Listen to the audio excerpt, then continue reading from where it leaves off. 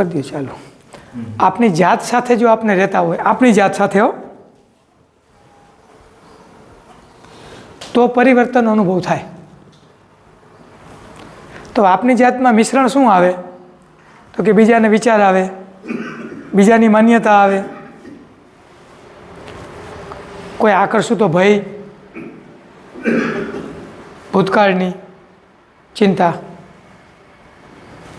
ભૂલ થઈ ગઈ હોય તો ભવિષ્યકાળની ચિંતા. એટલે સતત મન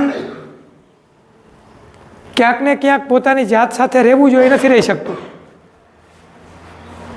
એટલે આપણે શું કરીએ છીએ અત્યારે વર્તમાનમાં? આપણે ગમતા વિડીયો જોઈ,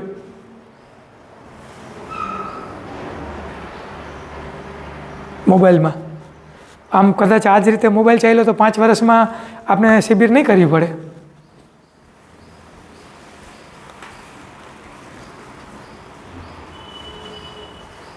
આવશે જ નહીં કોઈ.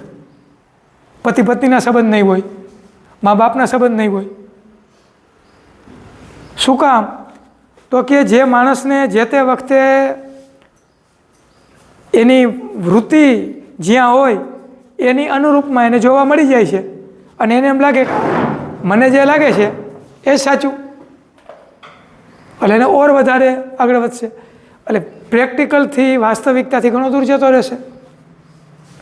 પ્રેક્ટિકલથી અને વાસ્તવિકતાથી માણસ જ્યારે દૂર જાય ત્યારે એમ કહેવાય કે એને સ્ટ્રેસ અને બીજા અનેક પ્રકારના શારીરિક ને માનસિક વ્યાધિ આવી જાય.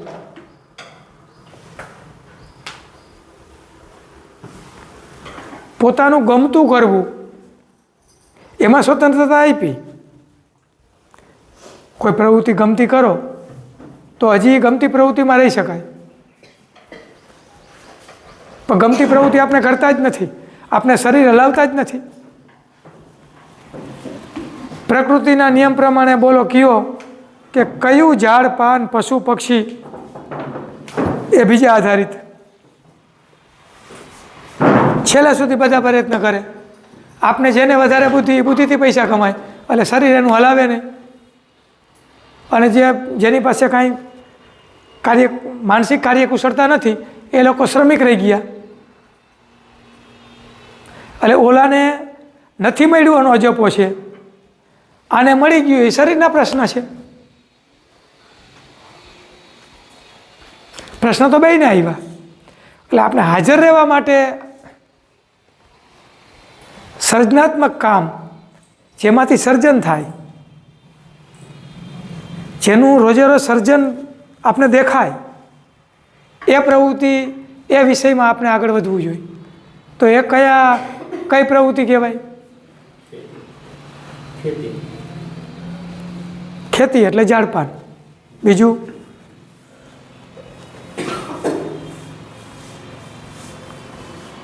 બોલો.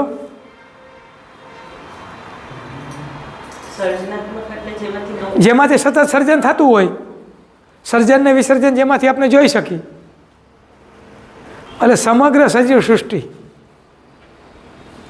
ઝાડ પાન પશુ પક્ષી મનુષ્ય બધા જ, કે એમાં સતત સર્જન અને વિસર્જન થતું હોય અને એ આપણે જોઈ શકીએ.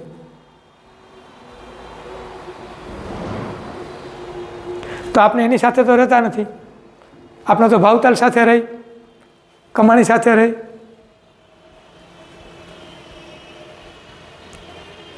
તો એક વ્યક્તિનું પતન નહીં, મને તેમ લાગે કે આ જ રીતે ચાલ્યું ને તો મનુષ્ય જાતિનું પતન થશે. એથી બહુ દૂર નથી આપને, કારણ કે આપનો પોતાનો સ્વતંત્ર કોઈ વિચાર જ નથી. એ સ્વતંત્ર વિચારને જોવા માટે પોતાની પહેલાં વૃત્તિઓને જોવી પડે, પોતાની નબળાઈ જોવી પડે.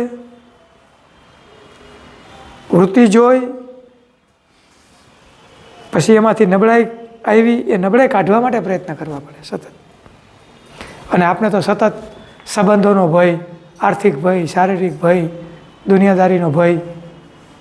તો ભયના ઓથાર નીચે જીવતા હોય એ સાધક મારી દ્રષ્ટિએ સાધના ન કરી શકે. એ ગમે તેટલા મંત્ર કરે, ગમે તેટલા પ્રયોગો કરે, ગમે તેટલી યાત્રા કરે, એ બહુ કઠિન કામ. વાછરડું ખીલે બાંધવું હોય, દોડું થોડુંક લાંબુ હોય, આખોથી કૂદાકૂદ કરે, એના કિલોમીટર બરાબર ચડી જાય, પણ એનું અંતર ન કપાય. શું કામ નથી કપાતું? ત્યાં ત્યાં ફર્યા રાખે, આ બાજુ આ બાજુ આ બાજુ. એટલે એને જે લંગર નથી કાઢ્યું. આપણે ગઈ વખતે વાત કરેલી કે હોળીમાં લંગર કાઢો નહીં અને હલેસા કે એન્જિન કે શર્ટ ગમે એટલા ચડાવો, એ ગતિ કરશે નહીં. એ ગતિ દેખાશે, અંતર નહીં કપાય.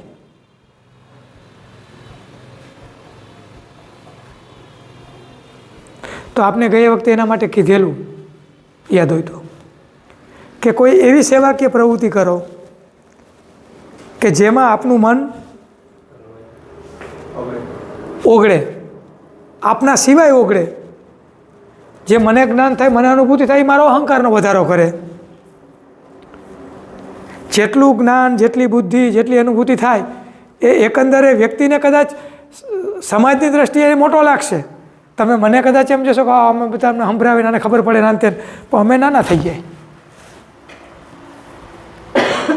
શું કામ? કે અહમમાં વૃદ્ધિ કરે. પણ એ જ કામ ઝાડ પાન પશુ પક્ષી હારે રહી તો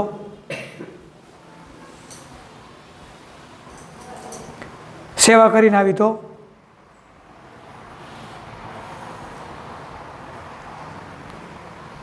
આ જ્યાં સુધી આપણે પ્રેક્ટિકલ નહીં કરી ત્યાં સુધી કામ નહીં થાય.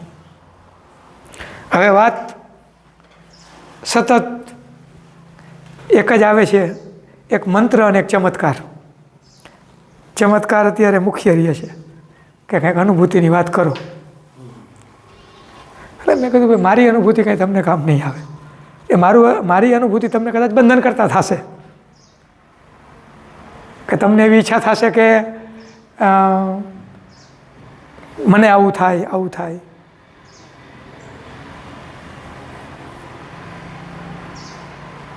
બરાબર. પણ અનુભૂતિ કેમ થાય છે એનું મારી દૃષ્ટિએ હું તમને વિજ્ઞાન સમજાવી શકું, મારી સમજ પ્રમાણે. હો, પછી મારું વાંચેલું કે નકલ નહીં. જે મારી અત્યાર સુધીની મારી જીવનની યાત્રા રહી એમાં જે હું સમજ્યો એ હું વાત કરી શકું. હે, છેદીભાઈ નથી આવ્યા?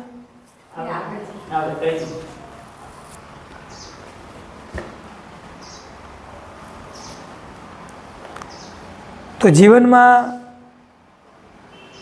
દરેક ક્ષણે આપનું જીવાતું હોવું જોઈએ. ઘણી વખત માની લો કે આપણે ઘરમાં રહેતા આપણે ગુસ્સો નથી કરવો, છતાં ગુસ્સો આવી જાય, ગુસ્સો ઓગળી જાય, પૂરો થાય, પછી આપણે એમ થાય કે મારે નહોતું કરવું. એ જો જાગૃત હોય તો ખબર પડે, જો અભાન હોય તો તેમ થાય મેં તો ગુસ્સેથી કામ કરાવી લીધું. એનો અહમ પોસાશે. જોયું ને, મેં ઊંચા અવાજે હું બોલ્યો, મેં આમ કર્યું તો લોકો સીધા દોર થઈ ગયા. એ સીધા દોર નથી થયા, એ તમારાથી બચી અને સાઈડમાં ગયા છે. હવે એ પોતાનું હથિયાર સજાવશે. હવે શું કરશે? એ પોતે વિચારશે.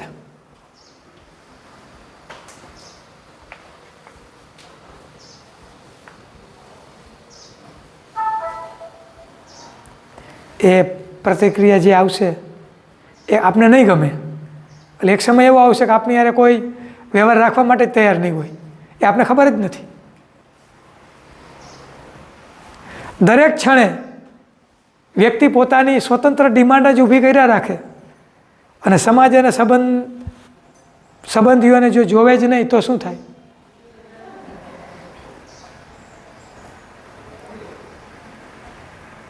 એનું પરિણામ શું આવે? પોતે જ થાકે, કોઈ બોલાવશે નહીં, કોઈ મળશે નહીં. હવે ઘણી વખત આની વિપરીત થાય. કોઈ મહાપુરુષોને કોઈ મનમાંથી અંદર આવ્યું કે આજે સમાજની વ્યવસ્થા છે કે આ જે માન્યતા છે એ માન્યતામાં સમાજ અત્યારે ખોટો ભરડાઈ ગયો છે, એને મારે બહાર કાઢવો જોઈએ. એ પૂર્ણ અવસ્થા પહોંચ્યા પછી એને લાગે તો એ સમાજમાં જઈને વાત મૂકશે કે જે આ થાય છે એ ખોટું, એમ હું એ નહીં કરું, તો સમાજ કદાચ એને બહિષ્કૃત કરશે. એ સમાજનો પ્રશ્ન હશે, વ્યક્તિનો એનો પોતાનો નહીં હોય. પોતાને કરુણા હશે. શેની કરુણા હશે? કે જે આ લોકો ઊંધા રસ્તે જાય છે, નથી માનતા, એની કરુણા હશે. પછી એના શરીરનો નાશ થશે, એને મુશ્કેલી પડશે, તો એને દુઃખ નહીં હોય. આ જેટલા મહાપુરુષો બધા મર્યા ને ત્યારે હસતા હસતા મર્યા, એનું એક જ કારણ હતું. એ લોકોને માફ એટલા માટે કરે કે લોકોને ખબર નથી એ શું કરે છે એ, એટલે એને વ્યથા નથી, એને દુઃખ નથી. અને જ્યારે લોકોને સમજાય ત્યારે લોકો એને અવતાર તરીકે, મહાપુરુષ તરીકે, પીર તરીકે, પેગમ્બર તરીકે, સિદ્ધ તરીકે પૂજે, પણ એ કીધું એ પ્રમાણે જીવશે નહીં. શું કામ? કે એને ટૂંકો ચમત્કાર જોઈશે, કારણ પૂજી તો પ્રશ્ન હલ થાય. ભગવાન કોઈ મહાપુરુષ આપના આવીને કામ કરી જાય, આપના દુઃખ દર્દ એ બધું હલ થાય એવું આપણે ઈચ્છીએ. બધાની અંદરથી ઈચ્છા તો આવી છે. કાલ બધા મને કહેતા હતા તને જે અનુભવ છે એ કે એ તો કહેવો જ પડશે એમ.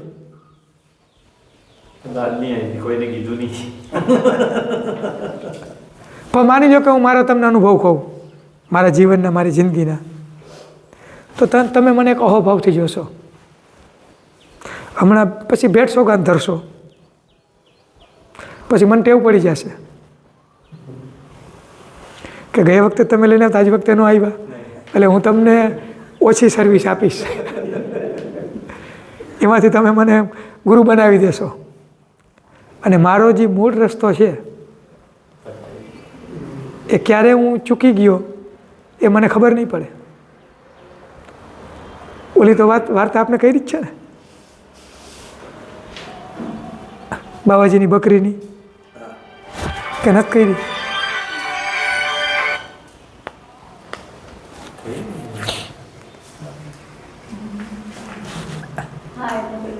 કઈ રીતે વાત?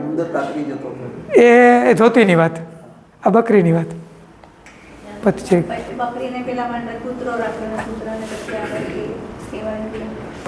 જે વાત કરી લે ને પતિ, તો પથિકનો પથિકર એલ, છતાં વાર્તા રોજ યાદ રાખવા જેવી ખરી.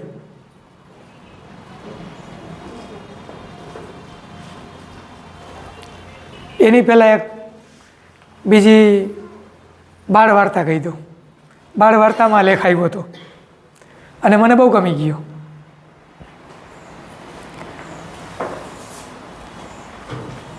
કોઈ એક ભાઈએ આશ્રમ કર્યો અને આશ્રમ એકદમ એકાંત અને દૂર જગ્યામાં, અંતરિયાળ. અને એ અંતરિયાળ જગ્યા એવી હતી કે લોકો અવારનવાર રસ્તો ભૂલીને ત્યાં પહોંચી જાય. બટ હે સક્રિય એવું લાગે વધારે લઈ લઈએ. કાંઈ નથી લેવું, કાંઈ નથી લેવું.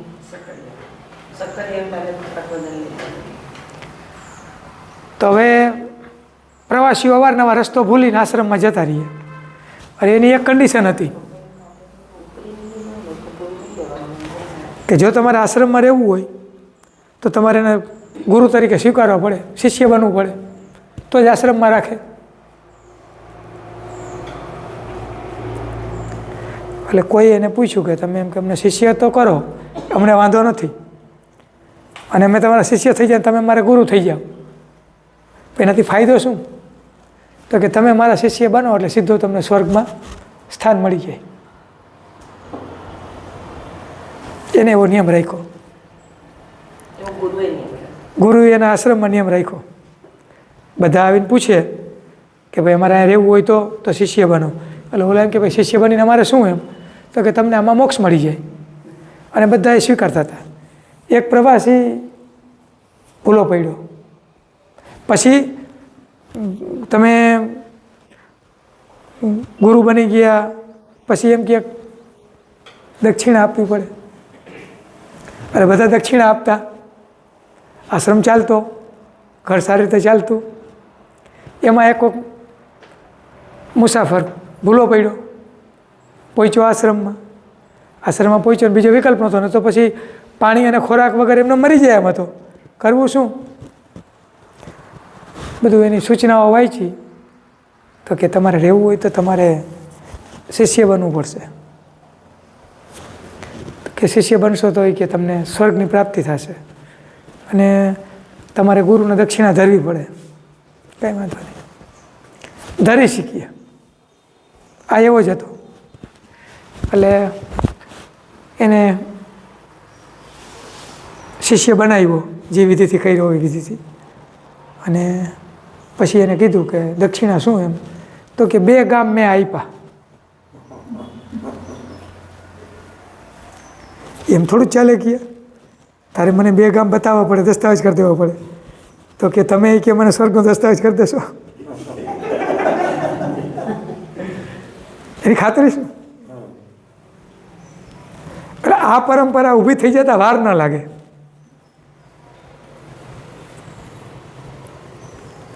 એટલે મકરંદભાઈને તો કોઈ તમે નાની મોટી ભેટ આપો ને, એમાં પણ એ જોઈ લેતા કે આપનારનો ભાવ જોઈ લેતા, આપનારની પરિસ્થિતિ જોઈ લેતા. કોઈ નાનો માણસ આવે, હંમેશા નાના માણસને આપવાનું વધારે હોય. મોટા જરાક હિસાબ કરે કે આની રેન્જ કેટલી, 200થી હાલે તો પછી 300 માણસ છે. કારણ કે ગણિત હંમેશા નાનો માણસ ઓછું કરે, અને જ્યારે ગણિત જ્યારે થાય ત્યારે સંપત્તિ ભેગી થાય.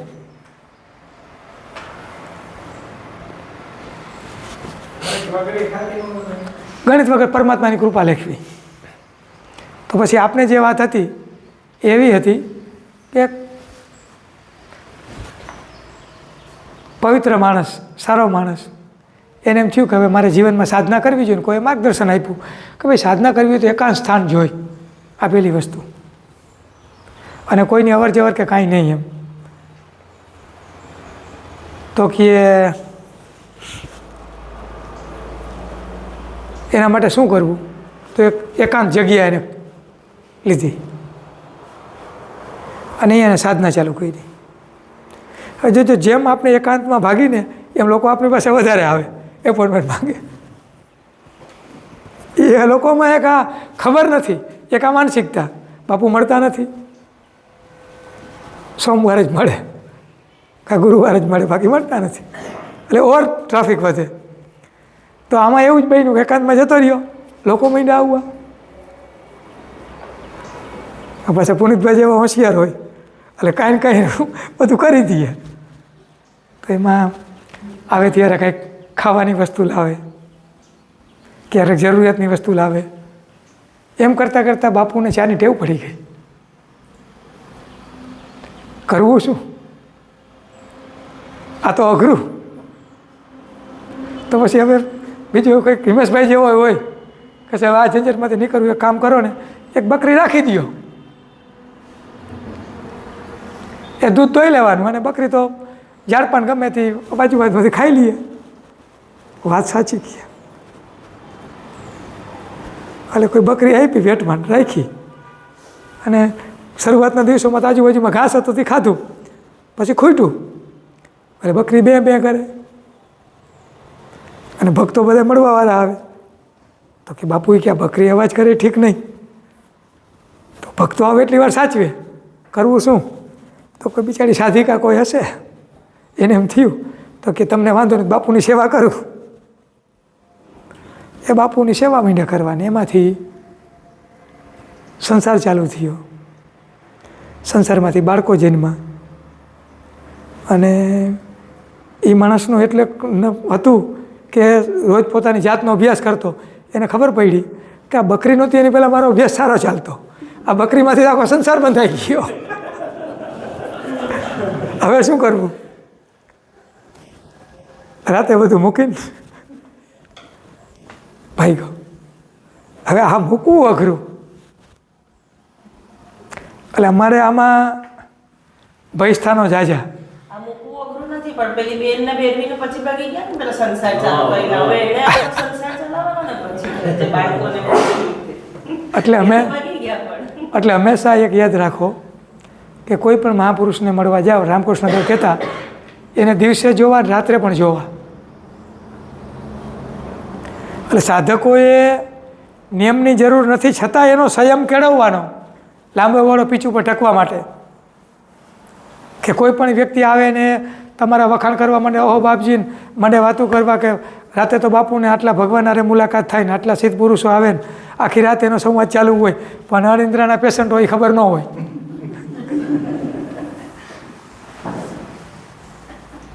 આ વર્તમાન હકીકત છે. અનુભૂતિમાંથી, અનુભવમાંથી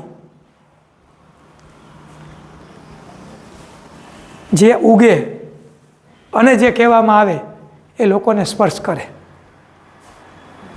અહીંયા વાતો કેવી થાય? એક ભાઈ મને ફોન કર્યો, મને કહે શું કરો છો? એટલે મેં કીધું બસ આરામ કરતો હતો. મને કે એક કામ કરો ને, કહે એક શરીરનો અવયવનો ભાગ દીધો કે જગ્યાએ કે હાથ રાખો ને, કહે. એટલે મેં કીધું શું થાય? તો કે ઘણું બધું સંભળાશે એમ. એટલે મેં હાથ રાખ્યો, મને કાંઈ થયું નહીં. મેં કીધું મને કાંઈ થયું નહીં, તમે કીધું રાખ્યું હતું? તો કે ના. તો કે તમારે મને સલાહ દેવાની શું જરૂર? તમને તો અનુભવ નથી. એટલે ઘણી વખત આપને આમ કહેવાય ને બાયપાસ કરવામાં વધારે હોશિયાર ને માસ્ટર.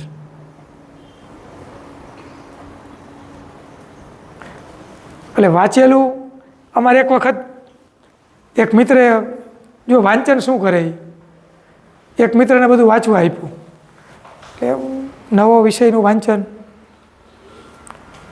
અને વિષય બરાબર નવા વિષયમાં જ્યાં પ્રવેશ કરી તે ખૂબ મજા આવે. મજા આવે એટલે જેવું આમ અંદર પ્રવેશ કરે ને એટલું બહાર નીકળવાની કોશિશ થાય, બીજાને કહી દે, બીજાને કહી દે, એવું થાય એમ. તો એને તો આમ અંદર થઈ પડ્યું કે હવે આમ પાછું એમાં લખ્યું હતું કે કઈ રીતે લોકો વચ્ચે વાત કરવી ને તેમ, એ ટ્રીક પણ આપેલી હતી.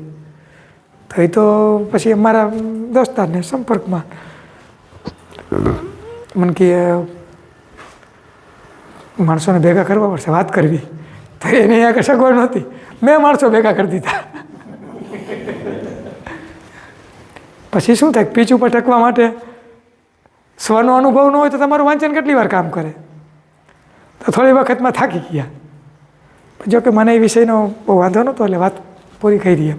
એટલે કોઈ પણ સાધના કરી એમાં અનુભૂતિ થાય, વાંચી એમાંથી થાય, કોઈ વ્યક્તિને મળી તો આપણે ઇમ્પ્રેસ થાય, તો એ વ્યક્તિ વિશે વધારે મળી કહેવા. એના કરતાં આપણે આપણા મીટર ઉપર એને ચકાસો કે કેમ છે.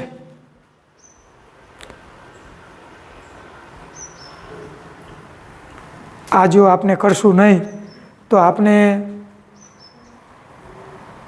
કોકના અધ્યાત્મના નામે ભોગ બનશું.